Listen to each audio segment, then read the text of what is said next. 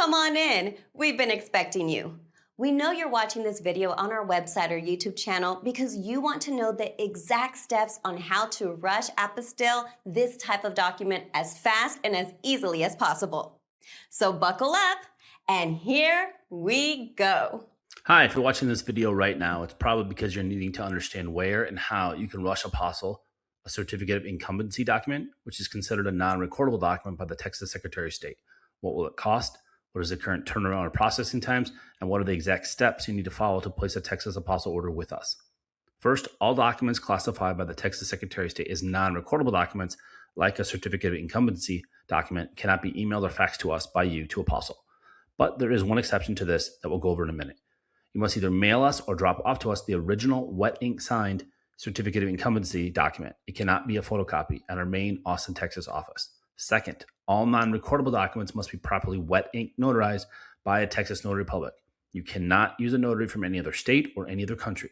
Only a Texas notary can be used. Then you, a lawyer or a Texas notary, must include or attach onto your non-recordable document either this Texas notary jurat or acknowledgement text as shown here. So in any certificate of incumbency document, you must have either this, which is the Texas notary jurat verbiage, or an "ors" meaning one or the other. You cannot use both of these, only one set, only choose one of these. If you choose both, you're going to get rejected by the state of Texas. This is the Texas notary acknowledgement text. So your notary or you or the lawyer has to write this on your document, one of these right there.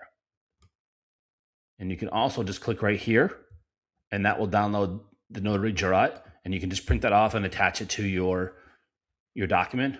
Or if you want to download and use the notary acknowledgement, you just click on this PDF and that will download it and you can attach it to your document. You can also use a Texas e-notary, which is also called an online notary, virtual notary, or remote notary to notarize your document via Zoom or web conferencing if you do not currently reside in Texas or in the US. In this scenario, you can use our Contact Us page to upload and send us your electronically signed and notarized document, so you never have to mail or drop off anything to us. And then our contact, you can go either here, click on her, or you can click on here, or you can click on here. On our Texas Apostille order form page that you can access by clicking on the order form button at the very bottom of this page, you'll need to complete the online Texas Apostille order form, then print it out, and then drop it off or mail it to us along with a prepaid return FedEx or UPS shipping label so we can mail all your documents back to you or to whomever in the world you want. Again, if you do the electronic version you get it electronically notarized, you don't have to mail or drop off anything to us. Then you'll go to our contact page and you'll upload three things. You'll upload a PDF of your electronically notarized document, a PDF of your prepaid return, UPS or FedEx shipping label, and a PDF of our order form page, where when you go on our order form page and you fill it out online, instead of clicking the print button, you're going to go to your computer and just save it as a PDF. And then you'll upload that PDF to our contact page. And that way you never have to leave your house. You never have to mail anything, drive anywhere. It's easy peasy. Next is step 2, which is the shipping instructions. This is step 2. I'm going to go over how you're going to get documents to, and we're going to get documents back to you. So the shipping to and from, and how you have to create the shipping labels and what you have to do. So depending if you're getting a state, federal, or embassy level documents apostilled, or all three. If you're going for example, a non-Hague country, you have to go through the legal, that's called the document legalization or attestation process. And if it's a state level document, like say a birth certificate for, let's say, Vietnam or Thailand, you'd have to get it done at the state level of Texas, then the U.S. Department of State, and then the embassy of that country. And that's the third step. So I'm going to go over all that on how you have to do the shipping. So to get your documents to us, there's going to be typically only two ways. One, which is the easiest way and what we recommend to 99% of people, and that's you're going to overnight or mail your documents to our Austin address, which is on our order form page and on our shipping instructions. Or if you live in the Austin area, you can drop off your documents to us. Again, it does not speed up the process, which we go over in step 3. It does not speed up the process at all, mailing it or dropping off. It's not a walk-in service. You can't walk into our office and come out with it and getting an apostille. Apostils are only done at the Texas Secretary of State, U.S. Department of State, Washington, D.C., or a consulate or embassy of that foreign country, and we do all the legalizations in our D.C. office at all the foreign embassies in D.C., which is where 99% of all the foreign embassies are located at. So I'm going to go through what you have to do. So if you're going to mail your documents to us, please do not use the post office.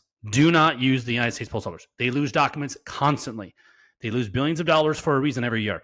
They are incompetent. They're unreliable. Do not use them. Do not mail your documents to us or have us mail them back to you, because it's usually the tracking is horrible. We recommend only to use FedEx, but if you want FedEx or UPS, or if you're in Europe or in South America or Central America, I know it's big down there in those countries, is DHL. But again, the most reliable and who we recommend, and we ship with them every single day, and we ship up tens of thousands of documents, and we have clients on 6 continents, haven't got Antarctica yet, is FedEx. They are by far the most reliable. If you want your documents not to be damaged or lost, they are the most reliable, and they are the cheapest if you're using documents in the US by far.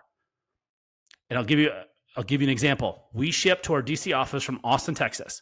So the middle of Texas, all the way as far as you can possibly go across the country until the Atlantic Ocean to Washington, DC. It costs us $10.95 to 2-day FedEx documents to our DC office. If we use UPS, same turnaround time, it's over $40. If we use the post office, it's over $20. It's like $23. It's over twice. So if you're using documents, FedEx is so much cheaper than using UPS and the post office for that matter, if you're doing it fast within overnight or 2 days. Most people don't realize that's only if you use the FedEx One option. And our video on our shipping pages, they're going to go through that. I'm going to explain that. So here's the links you're going to click on. So this will do a long video, another 15, 20-minute video. It will walk you through something that FedEx or UPS doesn't even do on their website. We have screenshots and a video walking through the screenshots on how you can create a prepaid return shipping label on FedEx.com or UPS.com from anywhere in the world. So I don't care where you live in the world, you can go online and you can create a prepaid shipping label, and then you can print that out and mail that to us, or you can download it and email the PDF that they give you. It's only a PDF. You cannot give us shipping labels in a Word document or a GIF or a JPEG or whatever it is. You need the original PDF that both UPS and FedEx will give you. When you create it and you click on these links right here, and they'll show you a video and walk you through screenshots on how you have to do that anywhere you want. Okay.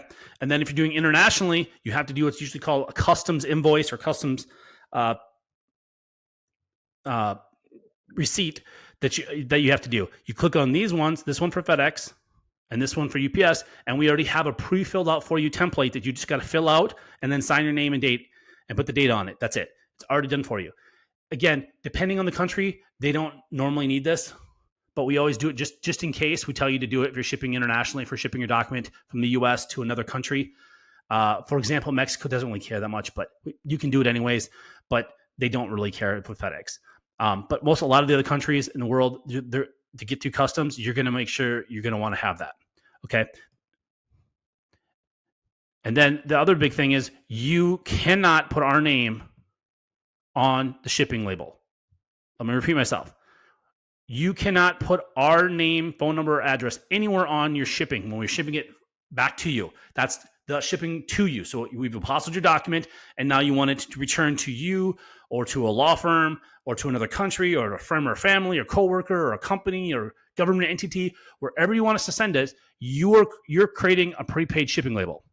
Okay, you are the importer and you are the shipper. So you cannot have our name on it, because if it goes through customs, we'll get billed for it, and we do get billed for it, hundreds of dollars. That's not ours. So we will not ship your documents back to you if you put our name on it.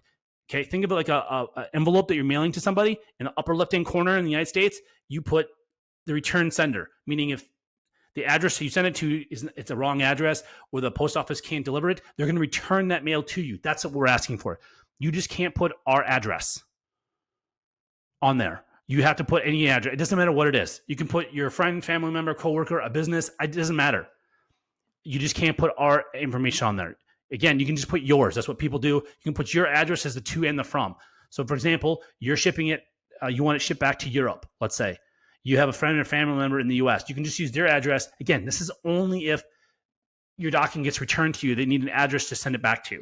Or if it goes through customs, they have to have an address to bill someone if you didn't pay the customs or whatever. Again, it doesn't really matter. You just can't put our address on it. It's real simple. And then again, both of these, you click on this, we'll go through what that means on how to do it.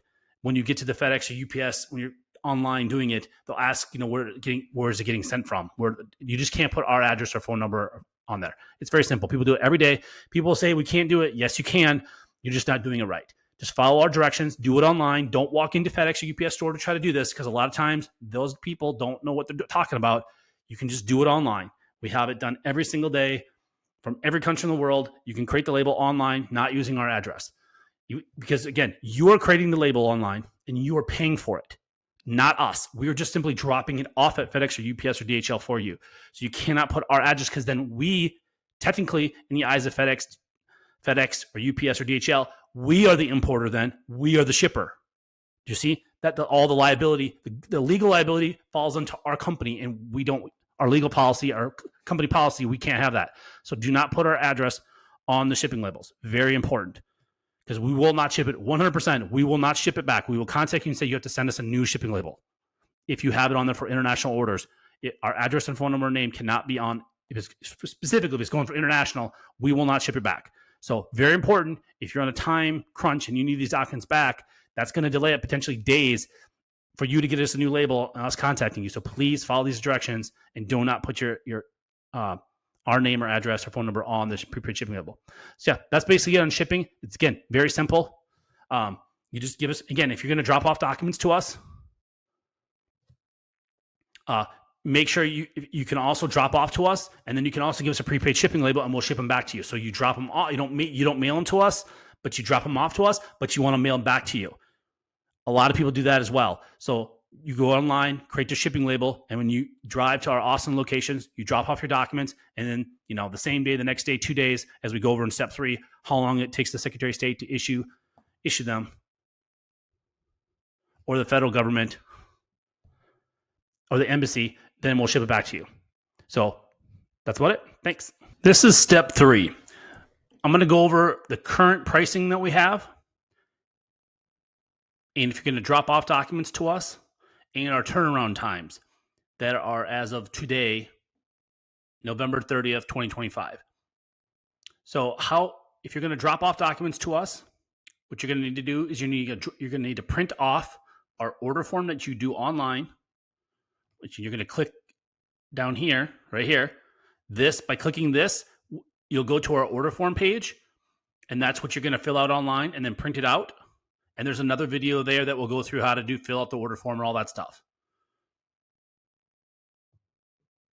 So if you're going to mail your documents to us, which is what most people do, you print out our order form, and then you send that along with your documents, like we state in step 2, you send it to us. If you're going to drop off your documents to us in person, which does not speed up the process, and I'm going to go over that, if you're going to drop it off in our Austin office, which is the only location, not Houston, not Dallas, only our Austin office, you can drop it off, your documents. So if you live in the Austin area, you need to print off our order form and then bring that in along with your documents. And then I'm going to go over right now our cutoff times. So for same day service, what that means is we're going to file your legal documents with the Texas Secretary of State if we get your documents by 12 p.m. Central Standard Time, Monday through Friday, excluding any major federal or state holidays. So whenever the Secretary of State is open, and they're actually closed more days than just the federal and state, like for 4th of July this year, they closed the Monday after 4th of July. That wasn't a federal holiday. And they closed this week, Wednesday, before Thanksgiving, and that was not a federal holiday. Or Black Friday, they are closed as well. That's not a federal holiday, but they're closed. So they're closed for 3 days this week, and they'll be closed for 3 days for Christmas. They've already announced the day before Christmas Eve Day. So Christmas Eve Day, which is not a federal holiday. So whenever they're closed, we cannot file your documents. Just make sure you know that, so you're aware with the turnaround times. No company can file your documents unless the Secretary of State is open. So I just want to be clear about that. So if we get your documents by 12 o'clock Central Standard Time, Monday through Friday when they're open, we are going to guarantee if we get them by 12 o'clock, we are going to file them with the state of Texas. Then, depending on their turnaround times, they change. We don't control this. No company, no person controls how fast they're going to turn them around. As of right now, and we change this every single month. Like right now, in a few hours, this is going to change to December 2025. So if you're watching this video in the future, in 2026 or 2027, forget what you're seeing on this video, whatever it says right on this page right here, this is what the current turnaround time is going to be for the Secretary of State. And I'm going to go through this on our examples. So as right now, November 2025, it takes between 0 and 2 business days for the Secretary of State to issue apostils on documents. And what I'm going to explain what 0 days means. Okay. So we give some scenarios here. So if we receive your paperwork by mail or drop off by noon Central Time, we're going to file your documents.